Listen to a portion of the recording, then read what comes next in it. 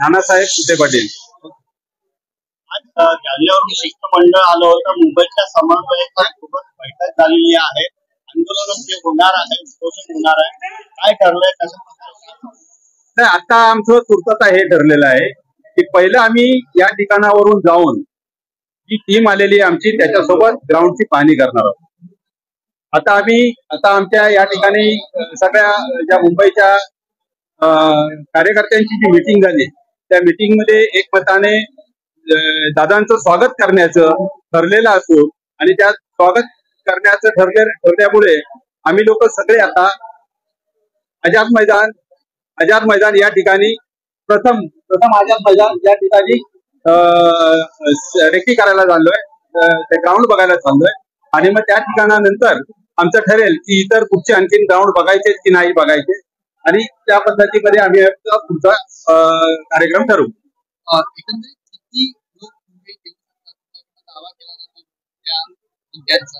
मराठ्यांची संख्या आम्हाला सांगता येत नाही आणि मराठ्यांची संख्या कधी मोजूही नाही. मराठे कोट्याने येणार मराठे यावेळेला.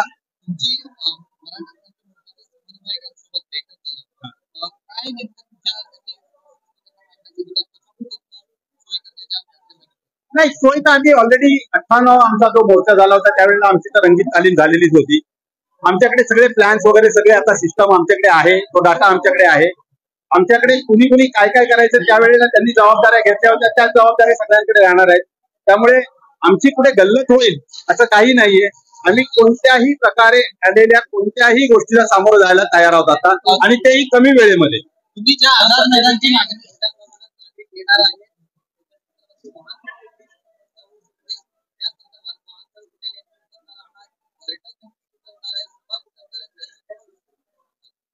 आता बेसिकली मी तुम्हाला हे सांगतोय की आम्ही 58व्या मोर्चामध्ये जे काही केलं होतं तो डाटा आमच्याकडे आहे, ते आमचे कार्यकर्ते आमच्या बरोबर आहेत, आम्ही सगळे एकत्र आहोत आणि एकत्रितपणे ते सगळं करू आम्ही. कारण त्यामध्ये आम्हाला कोणताही आता प्रॉब्लेम येणार नाही, कारण आमच्याकडे ऑलरेडी आमची ती प्रॅक्टिस झालेली आहे, ती तालीम झालेली आहे. लाखो लोकांना 58 मोर्चे आम्ही हँडल केलेले आहेत. तर 58 मोर्चाचा एकत्रित हा मोर्चा असं समजून आम्ही त्यापूर्वी कामाला लागू. तुम्ही ज्या आझाद मैदानची पाहणी करायला जाताय त्या मैदानाची ओबीसी जनमोर्चाने पत्र देऊन मागणी केली की आम्हाला सुद्धा याच मैदानावर 30 जानेवारीला आंदोलन करायचं. तेही आमचेच आहेत. आता या ठिकाणी काय जातीवाद वगैरे करण्याचा ओबीसी वगैरे आपण बोलणार नाही. आम्ही जातीयवाद कधी करत नाही आणि करणारही नाही. कारण तेही आमचे 18 पगड जाती जमातींना घेऊन छत्रपती शिवरायांनी स्वराज्य स्थापन केलंय. तसंच आम्ही मराठा समाज 18 पगड जाती जमातीला घेऊनच गावामध्ये राहतो, नांदतो एकत्रपणे. तेही आमचेच आहेत. ते बघू आम्ही काय करायचं ते त्यावेळेला आम्ही ठरवू. त्यांनी जरी दिलं तरी त्यांच्यावर आम्ही वाद करणार नाही. आमचे मनोज दादा जरांगे त्यावेळेला काय निर्णय घ्यायचा तो घेतील आणि आम्हाला कार्यकर्त्यांना जे काही आदेश होतील त्या पद्धतीने आम्ही पुढे जाऊ. विजयंती काय नेमकी चर्चा शिष्टमंडळासोबत तुमची झालेली आहे, काय नेमकं कशा पद्धतीचं नियोजन तुम्ही करणार आहात? आज संपूर्ण टीम त्यांची इथे आलेली आहे आणि आता सर्व मैदानांची आपण पाहणी करणार आहोत. पाहणी केल्यानंतर जे मैदान योग्य वाटेल ते मैदान ते दादांशी चर्चा करतील आणि ते लगेच 1-2 दिवसामध्ये माझ्यामध्ये जाहीर करण्यात येईल. त्याच्यानंतर नियोजनाच्या संदर्भामध्ये सर्व वेगवेगळ्या टीम तयार करून प्रत्येकाला काम पाठवून दिलं.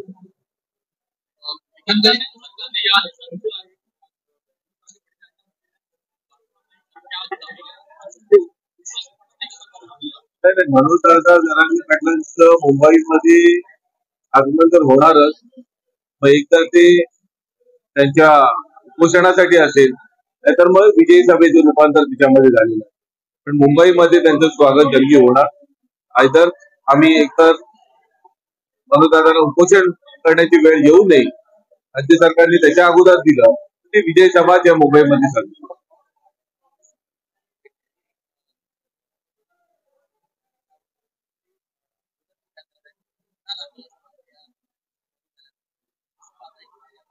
गुन्हे तर राज्य सरकारने सर्वांवरती टाकलेले होते, आमच्यावरती देखील गुन्हे आहेत. तिथे सर्व जणांचे आंदोलनाचे गुन्हे बरेच लोकांच्या अंगावरती आज देखील आहेत. त्यामुळे त्या गुन्ह्याच्या संदर्भामध्ये सामाजिक गुन्हे आहेत, त्याच्यावरती गुन्हे काय बाकीच्या कुठले वेगळे गुन्हे नाहीये. त्यामुळे त्याबद्दल आम्ही काही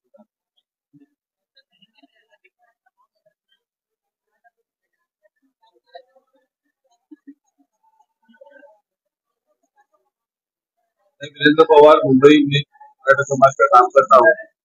मराठा समाज के आंदोलन के लिए मधुकरण की दादा पाटिल ये अपना अंतरवाली सराठी जालना से मुंबई तक पैदल निकल के आ रहे हैं। उनके इस जो आंदोलन में हम सारे जन सहभागी होंगे। मुंबई में आके उन्होंने अनशन का अमरण अनशन का जो ऐलान किया है, उसके लिए लाखों मराठा समाज यहाँ के बांधव मुंबई के ये उनके साथ में रहेंगे। मधुदादा के साथ में करोड़ों लोग मराठा समाज के लोग मुंबई में आ रहे हैं और इन सारे लोगों के आने के बाद से यहाँ पे मुंबई में एक बड़ा किस तरह से कार्यक्रम इसको आयोजन करना है, कौन से ग्राउंड पे करना है, उसके नियोजन के लिए आज की बैठक है। इसके लिए सारे लोग आए। शिवाजी मंदिर अपना शिवाजी पार्क है, जो कि छत्रपति शिवाजी पार्क को कहा जाता है, उसको पहले हम देखेंगे। वहां से हम लोग आजाद मैदान जाएंगे और फिर वहां से हम लोग बीजेपी जयंती सारे को देख के उनकी जो टीम आई हुई है उसके साथ में आंकड़े आंकड़े का खेल हम लोग खेलते ही है, क्योंकि मराठा समाज अभी भी संख्या का किया नहीं। जो भी मराठा समाज है अपने समाज के लिए लड़ रहे हैं सारे लोग हैं, जान देने वाले लोग हैं, वो लोग सारे यहाँ पे आ रहे हैं। तो इसकी संख्या गिनने का जरूरत है, संख्या आप लोग के लिए हमारा काम है कि आने वाले लोगों का कम से कम पानी की सहायता हम लोग कर पाए, उनको बैठने की सहायता कर पाए, इस सारे चीजों के प्रयोजन में हम लोग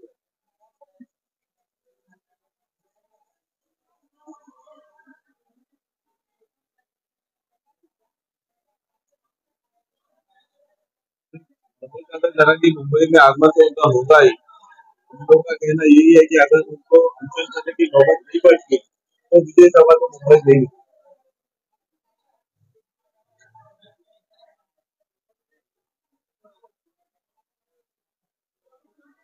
ओबीसी और मराठा समाज अभी कोई अलग नहीं रहा है। 54 लाख अगर जो उनकी नोंदनी निकालती है मराठा समाज महाराष्ट्र में, वो सारे जन ओबीसी में अभी आ चुके हैं और बहुत ज्यादा करेंगे ही अभी ओबीसी के नेता रहेंगे, क्योंकि इतना बड़ा समुदाय है उनके साथ में है। बाकी का भी जो ओबीसी समाज है वो भी बहुत ज्यादा करेंगे, सभी सभाओं को उपस्थित रहता है और उन्हीं को अपना नेता मानते हैं। ये जो कुछ राजकीय नेता लोग हैं जो अपना राजकीय हित करने के लिए अपने आप को ओबीसी का नेता कहते हैं, एक बार उनको जाके फिर से जनता से पूछना चाहिए कि अगर उनमें से नेता चुनना है तो किसको चुनेंगे, मनोज दादा जरांगे को चुनेंगे या उनको चुनेंगे, तो उनको ही अपने आप में समाज से उनको उसका उत्तर मिल जाए।